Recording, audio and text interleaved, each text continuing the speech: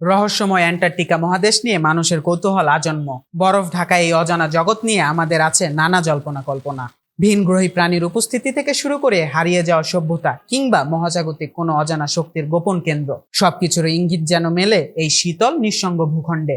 সেই কৌতূহলের আগুনে আরো ঘি ঢেলে দিল সম্প্রতি যুক্তরাষ্ট্রের পেনসিলভেনিয়া বিশ্ববিদ্যালয়ের একদল বিজ্ঞানীর চাঞ্চল্যকর আবিষ্কার। তারা জানিয়েছেন অ্যান্টার্কটিকার বরফের গভীর থেকে এসেছে এক অদ্ভুত রেডিও তরঙ্গ, যা প্রচলিত পদার্থবিজ্ঞানের ব্যাখ্যার সঙ্গে সঙ্গতিপূর্ণ নয়। এই সংকেত ধরা পড়েছে অ্যান্টার্কটিক ইম্পালসিভ ট্রানজিয়েন্ট অ্যান্টেনা, সংক্ষেপে আনিটা নামের এক উচ্চ ক্ষমতা সম্পন্ন ডিটেক্টরের মাধ্যমে, যার কাজ মহাকাশ থেকে আসা উচ্চ শক্তির কণার সন্ধান করা। গবেষক দলের অন্যতম সদস্য অধ্যাপক স্টেফানি উইসেল জানান, এই তরঙ্গ সাধারণ কোনো উৎস থেকে আসেনি, বরং এটি এসেছে বরফ পৃষ্ঠের প্রায় 30 ডিগ্রি নিচ থেকে, যা এখন পর্যন্ত প্রতিষ্ঠিত পদার্থবিজ্ঞানের নিয়ম অনুযায়ী অসম্ভব বলেই ধরা হয়। তিনি বলেন, আমরা যে তরঙ্গ সন্ধান করছি তা সম্পূর্ণ বিপরীতমুখী।